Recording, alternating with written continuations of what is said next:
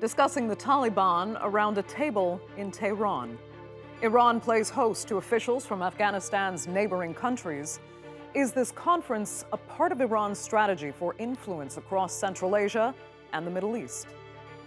I'm Andrea Sankey, and today's Newsmaker is Iran's regional ambition.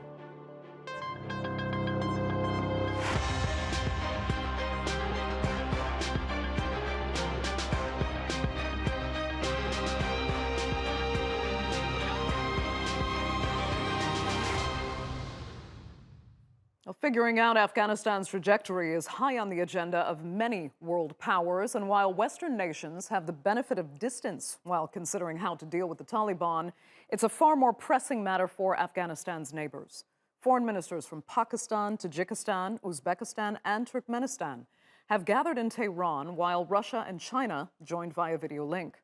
All agree Afghanistan needs to be saved from collapse, and Iran used the opportunity as host to make clear whom it blames for the crisis on its border. 2 decades ago, the US and its allies in NATO attacked Afghanistan using the pretext of the 9/11 attacks and with the excuse of combating terrorism. But the attack and subsequent 20-year military occupation of Afghanistan had no result other than the increase of insecurity, the spread of extremism, growth of terrorism, economic stagnation, destruction of independence infrastructures, further weakening of national unity, the increase in production of narcotics, and causing grief for hundreds of thousands of Afghan families. So is Iran looking to capitalize on U.S. failure to play a more prominent role in Afghanistan? Well, Tehran is already a major player in countries spanning from the Mediterranean Sea to the Indian Ocean. From Syria and Lebanon all the way to Yemen, 3,000 kilometers away, Iran is highly influential. Take Beirut, for example. Hezbollah, one of Lebanon's most powerful political parties, is also one of Iran's strongest allies. And the two have been working together to try to pull the nation out of its crisis. As for the Iranians, there was an old offer, and now there is a new one. 2 days ago, when Iran's foreign minister was in Beirut, he offered that they are ready to build 2 electric power plants that produce large amounts of electricity. Let the government ask for a sanctions waiver. And it's not just in Lebanon where Iran and Hezbollah have shared interests. Both have played a pivotal role in Syria, ensuring Bashar al-Assad remains in power, with Tehran providing significant logistical, technical, and financial support. In Yemen, Iran backs the Houthis, who've been fighting a Saudi-led coalition for control of the country. And of course, there's neighboring Iraq. Some suggest its political system is beholden to Iran, with strong ties between many of Iraq's biggest political parties and Tehran. So what does Iran want to see in Afghanistan, and how much influence might Tehran actually have over Kabul and the wider region? Well, joining me now from Tehran is Mohammad Marandi, a political analyst and professor at Tehran University. From Antalya, Turkey, is Borzou Daragahi. He's an international correspondent for The Independent and senior fellow at the Atlantic Council. And in New York, we have Quincy Institute research fellow Adam Weinstein. He's also a former U.S. Marine who served in Afghanistan, as well as a former analyst at the National Iranian American Council. Thanks all so much for being with us. Adam, you know, I was outlining there how Iran holds indisputable influence in parts of the region, but that actually stands in contrast to Afghanistan, because the Taliban is not necessarily whom Iran or Tehran wants to see in power. So what are Iran's ambitions, especially at this meeting? Well, I think Iran wants to see an Afghanistan that doesn't have a resurgent ISIS, Khorasan, and it doesn't want to see Al-Qaeda gain a foothold again. And it probably wants to ensure that there's, normalized trade and that its borders are secure and that there's not an influx of refugees, but that's already happening. I think the United States squandered an opportunity in the early years of the war to work with Iran, mostly due to President Bush's axis of evil speech. And over the years, Iran became comfortable with the status quo of the Taliban insurgency and the Americans fighting them. and they used it as an opportunity to sort of poke at the United States by training some of the Taliban in Mashhad and by providing some funding. But they certainly didn't want to see the Taliban take over the country. Well, now both the United States and Iran are stuck with an Afghanistan that's run by the Taliban, and this is actually an opportunity for the two countries to work together on some common goals here. And just quickly, Adam, I mean, this is a broader question, actually, but how much do Iran's ambitions have in common with the other members or people participating in this forum now, including with Russia? Well, I think all of the regional countries don't want to see Al Qaeda or ISIS gain a foothold. Some have greater interest in Afghanistan beyond that than others, but for the most part, all of these countries, their number one concern is security and terrorism. Okay. Let me turn to Mohammad Marandi, because Iran has said repeatedly that it's calling for an inclusive government in Afghanistan. Tell us what exactly qualifies as inclusive, according to Iran. I'd first like to point out that I think that Iran prefers the current status quo than the U.S. occupation. So for Iran, that is a big plus. To see the U.S. armed forces withdraw from Afghanistan is something that the Iranians have been hoping for a very long time. And the hope is in Tehran that this will also happen in Iraq and Syria. But for Iran right now, the priority is to make sure there's no civil war in Afghanistan. That is the ultimate red line. And as your previous guest, Adam, rightly pointed out, the Iranians and the countries in surrounding Afghanistan do have similar interests. They're not identical, but they are similar. The greatest fear is terrorism, and the two terror attacks that we saw on Shia mosques in Afghanistan over the past few weeks, the belief is in Tehran is that these were carried out by actors that want to create a civil war. And those actors are linked to the very same countries that helped create ISIS in Syria and Iraq in the first place. So the red line is a civil war, but what Iran wants is for the Tajiks, the Uzbeks, the Hazaras, and the Pashtuns, as well as other minorities, to all be included in the government. There is no majority in Afghanistan. Even the Taliban, which is mostly Pashtun, they do not form a majority. And the Taliban itself is a fragmented organization. So it's going to be complicated. But this is not the same Taliban as we knew 25 years ago. It's not completely different, but it is not what we saw 2 decades ago. Okay, so Borzou, if it's not the same organization, do you think the Taliban really, with its ideology, for as fragmented as the group may actually be, is it equipped to share power, to avoid that descent really into civil war? I mean, I'm not a complete South Asia expert. I know Afghanistan quite a bit, and I would have to say, no, they're absolutely not equipped to share power. The root of their ideology would not allow them to share power. But there might be other sorts of compromises, for example, protection of the Shia Hazara minority and other minorities. Afghanistan is incredibly diverse in terms of its population, in terms of ethnicities, languages, religions, and so on. And there might be some measure of, if not the sort of political pluralism that many, not just about every single country in the world would like to see in Afghanistan, except maybe one.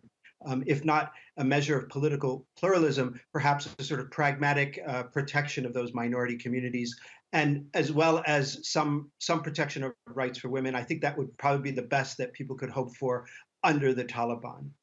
Except one, which country doesn't want to see the plurality in particular? I think they don't care. Pakistan doesn't care if there's plurality I mean, especially with the Taliban is linked to Pakistan. It's has long history in Pakistan. The current president of Pakistan right now is ethnic Pashto, and at its root, the Taliban is a chauvinistic ethnic Pashto movement. So I think that they're indifferent to the plurality issue. Indifferent, but wouldn't try to stop it. So that's I guess the upside. I think, yeah. I mean, I think that's, this episode is called Iran's Regional Ambitions, and it's about Afghanistan. I don't think any country really has a lot of great ambitions for Afghanistan, except to just stay out of it. I think Okay. that over the last few decades, it has burned Russia, it has burned the United States. I don't think any country believes that it wants to go back into this hornet's nest. Okay. Adam, though, what happens, I mean, to Iran in particular, if the Taliban doesn't cooperate and says, we're going to govern as we see fit, and we want no foreign interference of any kind, including from our own neighbors, and if we don't want to power share, we won't. Where would that effectively leave Iran in particular?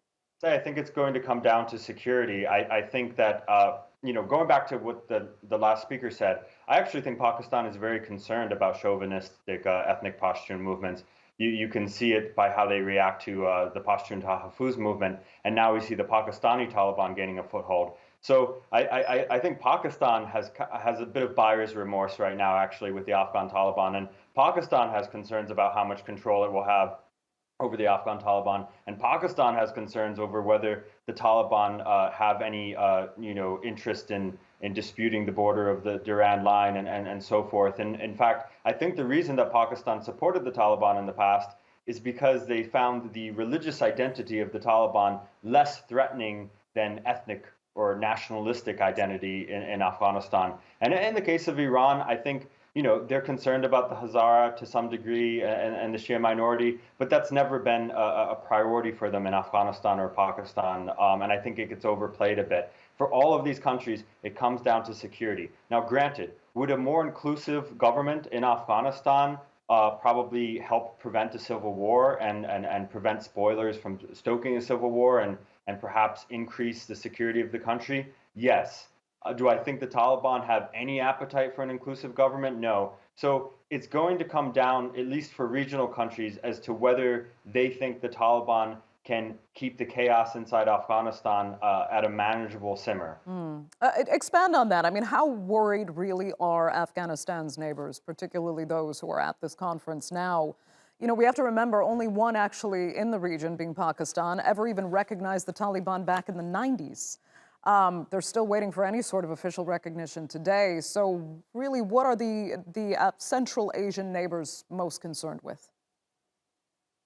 I think they're concerned with spillover extremism. I think they're concerned that the Taliban victory will inspire groups within their own countries, as we've seen with the Pakistani Taliban inside Pakistan, or the TTP, who are certainly inspired by the victory of the Afghan Taliban. I think they're concerned about Al-Qaeda. I think they're concerned about ISIS Khorasan gaining a foothold and perhaps offshoots from that group occurring. I don't think for the regional countries at least, I don't think that the way the Taliban run their domestic policy is of a great concern, except so far as it's linked to extremism in Afghanistan, because the Taliban do have links with Al-Qaeda. That's a fact. But on the other hand, we've seen violence overall reduce since the United States withdrew its troops. So I do agree with the other guest who said that Iran is probably happy to see troops go, but now the problem becomes Iran's problem. But it would be a mistake for the United States to just disengage and view it as the region's problem. I think the United States should be involved as well, diplomatically, of course. Okay, Mohammed, go ahead. I think the most important point that the Iranians are thinking about, again, is civil war.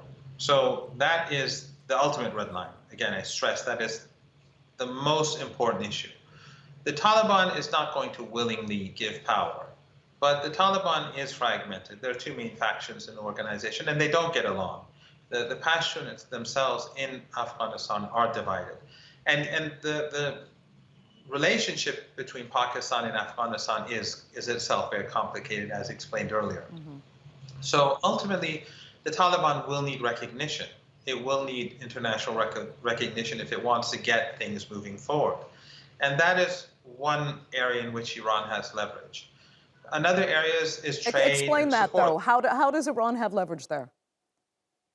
Well, the closer the Taliban moves towards inclusiveness, and for Iran, it's not just the Hazaras, it's the Tajiks, it's the Uzbeks, it's also Pashtuns that are close to Iran. But Iran does have a relatively good relationship with the Taliban. The Iranians have been negotiating with them for 2 decades when they were defeated by the Americans. Even though the Iranians helped defeat them, the Iranians began negotiating with them, unlike the Pakistani government at the time, which handed over the Taliban to the Americans, and many of them were taken to Guantanamo Bay, and they faced really horrific conditions there. And many innocent people were taken as well. But the Iranians began negotiating with the Taliban soon afterwards, because the Iranians believe that ultimately the Taliban represents part of Afghan society. And if one day Afghanistan is going to be stable, they're going to have to be a part of it. So the relationship between Iran and the Taliban, even though they committed atrocities against Iranians and against friends of Iran in Afghanistan, the Iranians knew that this had to be done. So the relationship began to evolve, especially since a decade ago. So now they're in constant dialogue. And the Taliban has been careful. They have behaved differently. I mean, Iran is concerned about female education. Iran is concerned about the minorities. But this is not the behavior of the Taliban 2.5 decades ago. There are elements within the Taliban who are still just as extreme as back then. But as I said, there is a large segment of the Taliban that does not think that way. So Iran is pushing them both through encouragement and pressure and through the relations that they've established over the last couple of decades to move towards inclusiveness. Will it work? Time will tell. I'm not entirely optimistic, but this is the only realistic option at the moment. And especially since the Americans and the Europeans have sanctioned Afghanistan and they're withholding their money, the country is moving towards starvation. And the Iranians will have to aid Afghanistan, and that too, the Iranians hope will encourage the Taliban to gradually become more open. It's complicated, but there's no easy solution. Indeed it is. Borzou, let me ask you if you see any steps in the near term being taken toward any country giving the Taliban official recognition, and eventually what would it take for Iran to give that recognition as well? I mean, Iran is not going to be, if countries start recognizing the Taliban government, Iran is absolutely not going to be the first country to do that. But I think that if you wanted to watch, and no one is going to follow Pakistan's lead either. But Qatar is an influential country. It has good contacts with the Taliban, has good contacts with Iran. It has great contacts with the West as well. I would watch Qatar and see its maneuvering right now. It's already saying that, look, not using the word recognition, but encouraging other countries to work with the Taliban government, if anything, for the sake of the humanitarian goals in Afghanistan. Right. Let me move on to another area. Adam, I'll start with you. It is interesting, I must say, to hear Russia, in the context of this conference, telling Afghanistan's neighbors that they should not host any U.S. or NATO military presence on their territory, which basically bans any U.S. interests in the region.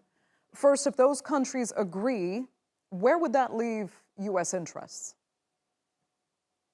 Well, look, I think Washington hoped to have some sort of offshore CT arrangement or basing arrangement in a Central Asian state. And now we see that it's, again, reliant on Pakistan. And of course, there's been an indication that access to Pakistani airspace will continue. What that really means, whether your aircraft will take off from inside Pakistan's borders, who knows, or whether they'll just have flyover rights. This is why efforts to sort of use a stick with Pakistan versus a carrot, or calls to sanction Pakistan, didn't look at the big picture, because you can't fight the Taliban, much less fight other terrorist groups, if you don't have access to Pakistani airspace. And so this is sort of the root of some of the dysfunction in U.S.-Pakistan relations. And I think Pakistan has its own interests in allowing these flyover rights, and perhaps even a more comprehensive basing arrangement. I'm not saying it's a good idea, but I think Pakistan has its own incentives. Regardless of what the prime minister may say, I think the military establishment, the security establishment, wants to remain relevant wants to remain important, and that's one way to do it. But certainly, look, the United States is in a tough spot in terms of continuing the status quo of its war on terror, but maybe it shouldn't continue the status quo of its war on terror. Maybe it shouldn't be engaging in drone strikes that eliminate entire families on using faulty intelligence, which had a terrible track record even when U.S. boots were on the ground in Afghanistan. Maybe terrorism is somewhat of a threat, but it pales in comparison to the existential threats that the United States faces with pandemics and climate change. So I think if the United States wants to continue the status quo of the war on terror, yes, it's in a bit of it's backed into a bit of a corner. Right. But this should be time for reflection. Okay, let me ask Borzou on that. I mean, does the U.S., still see a role for itself then in Afghanistan, especially now, remember, since certain Pentagon officials are expecting Daesh threats from within Afghanistan to manifest within the next few years? I think probably the next few months. I mean, Daesh is there now, and whether they'll expand from Afghanistan elsewhere is another question. They might not have at this point very, very hard goals beyond Afghanistan and South Asia. This progressive, but yeah, I mean, the U.S., as Adam pointed out, the U.S. can't keep fighting that. If it wants to keep fighting that particular war in that particular way, it hasn't learned anything. Right. I would say over the whole experience of the last 20 years, and the whole point of Trump saying we got to get out of this mess, and Biden himself taking up that call and getting out of these, and Obama too has been trying to get this addiction to these inhumane and unnecessary wars. It's been three presidents that we're trying to get out of this situation, and for them to just keep doing as they're doing is kind of a disastrous. But I mean, Borzou, do you make anything though out of Russia being the one to say to Afghanistan's neighbors, do not allow for any NATO or U.S. military presence on any of your territory? I mean, what does that say about Russia's agenda? I think that's rich. I think that's rich of Russia. I think that Russia has, similar, if not the same, it has kind of its own imperial ambitions, and it has its own atrocities that don't perhaps get enough attention in the liberal Western media, that prefers more to sort of hammer away at. But if you look at Russian atrocities in Syria, for example, the basic bombing of hospitals that continues to go on, I don't think they have a lot of standing to talk about who can base where to fight its wars on terror. All right, Mohammad Marandi, I want to get your thoughts on that because it is a bit of a triangle here with Iran, Russia, and China, looking at what to do about any U.S. or NATO presence in the region itself. Well, Iran sees the United States as the problem. It's the war on terror is a war of terrorism from the view of Tehran. The United States, in its dirty war in Syria, destroyed much of the country. The United States in Afghanistan supported the very same groups that ended up attacking it on 9/11. The United States and the Saudis have been funding Wahhabi Salafi groups across the board. So then the United States goes and attacks countries that destroyed Iraq as well. And ironically, the United States is being its own worst enemy in the occupation. For example, in Afghanistan, the United States tried to prevent Afghanistan and Iran from developing good relations and trade. What happened? That made much of the Afghan people suffer and the economy suffer. So while the Americans were trying to hurt Iranians, they were also hurting the people of Afghanistan, and thus bringing about greater hostility towards the occupiers, the U.S. occupation. The same is true in Iraq. The Americans are forcing the Iraqi people not to do trade with Iran, not to normalize ties with Iran. And the bulk of the Iraqi population is within 120 kilometers from the Iranian border, from north to south, because the west of Iraq is mostly desert. So the Americans are hurting the Iraqi people. They're preventing them from normalizing lives, and thus they're creating greater hostility towards the United States. But so quickly, Mohammed, I also wanted to get specifically your take on Russia and China's position here and the kind of influence that they are vying for via Iran. Well, the concern that exists among the Russians, the Chinese, the Iranians, Tajikistan, and even Pakistan in a different way is instability, because the fear is that the United States wanted Afghanistan for itself, and now that it cannot have it, who suffers if Afghanistan falls apart? Who suffers if extremism like ISIS grows in Afghanistan? It's those very same countries that the United States has a problem with. And that is where the Iranians, the Russians, and the Chinese are looking at. Okay. Mohammad Marandi, you will have the final word. We are very unfortunately out of time for this edition of the Newsmakers. I'd like to thank all three of you, Borzou Daragahi and Adam Weinstein, for joining us, and thank our viewers for tuning in, of course, as well. Remember, you can follow us on Twitter at @the_Newsmakers. Be sure to subscribe to our YouTube channel. I'm Andrea Sankey. We'll see you next time.